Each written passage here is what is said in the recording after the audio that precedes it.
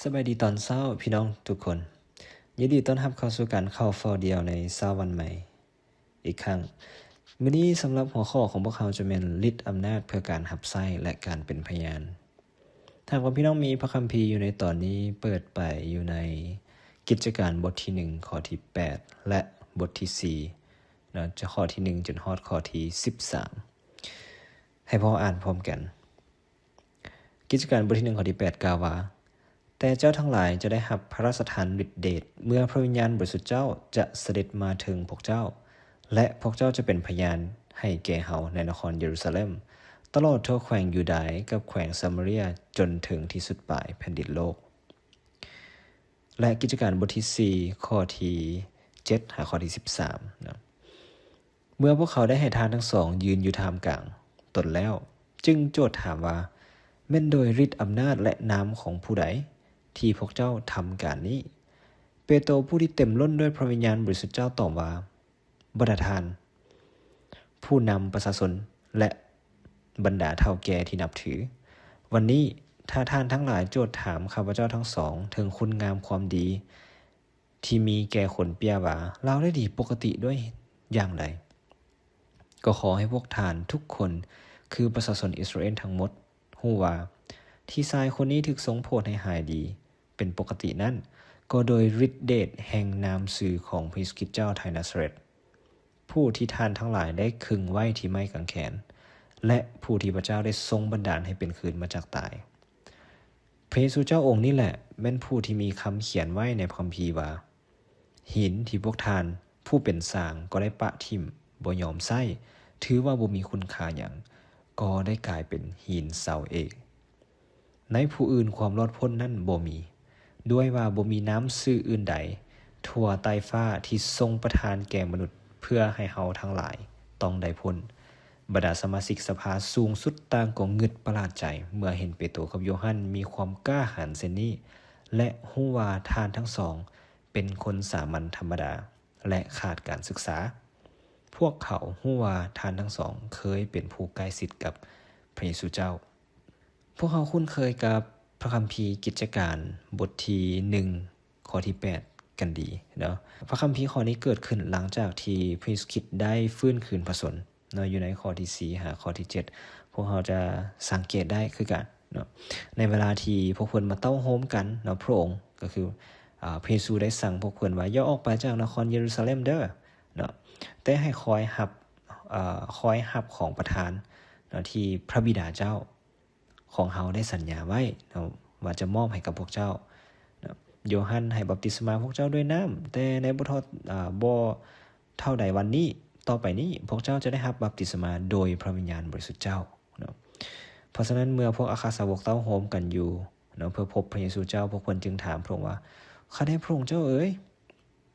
พระองค์จะให้ชนชาติอิสราเอลได้รับอำนาจคืนในเวลานี้บ่นะพระเยซูตอบว่าบ่แม่นหน้าที่ของพวกเจ้าที่จะฮู้เวลาหรือยามกำหนดซึ่งพระบิดาได้ทรงตั้งไว้ด้วยสิทธิ์ของพระองค์เองเนาะบ่แม่นหน้าที่ของพวกเขาเนาะหรือว่าพวกเขาบ่ฮู้เวลาพระบิดาต่างหากที่ฮู้เวลาว่าเวลาใดเนาะที่จะเป็นเวลาที่เหมาะสมในการคืนอำนาจเนาะให้แก่ชนชาติอิสราเอลและในกิจการบทที่4เปโตรและโยฮันยืนอยู่ต่อหน้าสภาสูงสุดรับใช้พระเจ้ารับใช้พระเจ้าในข้อที่1หาข้อที่6บทที่4ข้อที่1ข้อที่6และเป็นพยานเนาะในการฟื้นคืนพระชนของฤทธิ์อำนาจของพระองค์ข้าพเจ้าข้ามไปอีกอย่างนึงเมื่อกี้ข้อที่1บทที่1ข้อที่8เนาะแล้วหลังจากนั้นบทที่2พระวิญญาณบริสุทธิ์ได้เสด็จมาถึงพวกเขาเนาะในวันเพนเทคอสเตหรือว่าวันเพนเทคอสแล้วหลังจากนั้นเมื่อพวกเขาตื่มเต็มด้วยพระวิญญาณแล้วเนาะพวกเขาจึงเริ่มต้นเฮ็ดในพันธกิจเนาะของอาคาสาวกต่างๆพี่น้องเคยมีเวลาใดบ่ที่เฮาแบบเกิดมีความกล้าหาญในการประกาศสื่อของพระเจ้าหรือเว้าเรื่องราวของพระเจ้าเนาะให้คนอื่นๆฟังโดยที่เฮาบ่คิดว่าโอ้เฮาเฮ็ดได้วะเนาะเฮาเคยมีเวลาเฮาเคยมีช่วงเวลาแบบนั้นบ่ ที่เฮาเว้าชื่อของพระเจ้าหรือว่าเฮาเว้าเรื่องราวของพระเจ้าในชีวิตของพวกเขาให้คนอื่นฟังโดยที่เฮาบ่คิดว่าเฮาสามารถเฮ็ดได้มาก่อนหรือพี่น้องเคยย่านกลัวในการที่จะเป็นพยานให้แก่พระเจ้าต่อหน้าคนอื่นบ่ถ้าว่าคำถามที่1เนาะพี่น้องเคยเนาะข้าพเจ้าก็แสดงความยินดีนำเนาะเป็นฤทธิ์อำนาจของพระวิญญาณบริสุทธิ์ที่เฮ็ดเวียกอยู่ในชีวิตของพี่น้องแต่หากว่าเฮายังมีความย้านกลัวอยู่แน่นอนความย้านกลัวยังอยู่ในจิตใจของพวกเขาในการที่เขาจะมีคำถามต่างๆในความย้านนั้นเราลองจินตนาการว่าเฮากำลังขึ้นศาลอยู่ในตอนนี้ย้อนว่าเฮาประกาศข่าวประเสริฐลองเบิ่งเนาะจินตนาการซื่อๆเนาะอาจจะบ่แม่นเรื่องจริงเนาะอาจารย์เปโตรแล้วก็อาจารย์โยฮั่นเพิ่นเป็นแบบนั้นแต่เพิ่นบ่มีทนายเนาะมาว่าความให้เพิ่นบ่มีผู้ที่ต้องมาเป็นพยานให้กับเพิ่นว่าอ้อเพิ่นเฮ็ดสิ่งนั้นหรือสิ่งนี้ต่างๆแต่ว่าพวกเพิ่นเองเนาะว่าความหรือว่าเป็นผู้ที่โต้ตอบเนาะในต่อหน้าบรรดาเฒ่าแก่แล้วก็บรรดาผู้นำประชาชนอิสราเอลนั้นในข้อที่7กล่าวว่าแม่นฤทธิ์อำนาจของผู้ใดเนาะนี่แม่นเมื่อพวกเขายืนอยู่ท่ามกลางแล้วเนาะบรรดาผู้นำอิสราเอลบรรดาเฒ่าแก่เนาะปโลหิตต่างๆเนาะปโลหิตต่างๆจึงสอบถามว่าโดยฤทธิ์อำนาจของไผและนามของผู้ใดที่กระทำการอย่างนี้กระทำการก็คือได้รักษาคนเจ็บป่วยได้ประกาศข่าวประเสริฐได้ประกาศนามชื่อของพระเยซูคริสต์ออกไปแล้วก็ประกาศเรื่องราวของพระเจ้าออกไปนั่นเองอาจารย์เปโตรสามารถตอบได้เลยว่าแม่นพระเยซูคริสต์เนาะเราสามารถตอบไปเลยก็ได้โอ้นี่เป็นนามชื่อของพระเยซูคริสต์แต่ว่าเมื่อพวกเขาสังเกตคำตอบของอาจารย์เปโตรเพิ่นได้ถามซ้ำและแจกแจงคำถามเราอยู่ในข้อที่9ชี้ให้เห็นเนาะกล่าวว่าวันนี้ถ้าท่านทั้งหลายโจทย์ถามข้าพเจ้าทั้งสองถึงคุณงามความดีที่มีแก่คนเปี้ยเนาะว่าเราได้ดีด้วยอย่างใดซึ่งชี้ให้เห็นถึงการดำเนินงานของพระวิญญาณบริสุทธิ์อยู่ในชีวิตของพวกเขาอยู่ในชีวิตของอาจารย์เปโตรแล้วอาจารย์เปโตรจึงยกนามชื่อของพระเยซูคริสต์ขึ้นมาเนาะในข้อที่9หาข้อที่12อ่านลงไปตื่มซึ่งเป็นการสนทนาที่ค่อนข้างมีไหวพริบมีความกล้าหาญแล้วก็มีลำดับอย่างเหมาะสมเป็นการกล่าวทางการมีการกล่าวเนาะมีการกล่าวนับถือเนาะบรรดาท่านผู้นำประชาชนบรรดาเฒ่าแก่ต่างๆพร้อมเนาะเพราะฉะนั้นเป็นการกล่าวที่ค่อนข้างทางการแล้วก็ให้แจกแจงตามคำถามและคำตอบที่อาจารย์เปโตรได้ถูกถามหมายความว่าซึ่ง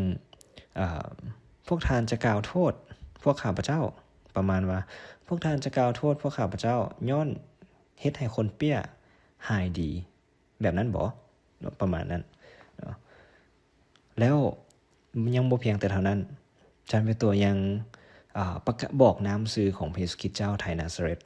อาจารย์เปโตรเจาะจงเลยว่าพระเยซูคริสต์เจ้าไทยนาซาเรตผู้ที่ท่านทั้งหลายบ่มีผู้อื่นผู้ใดผู้ที่ท่านทั้งหลายได้คึงไว้ที่ไม้กางเขนทุกคนเห็นเนาะ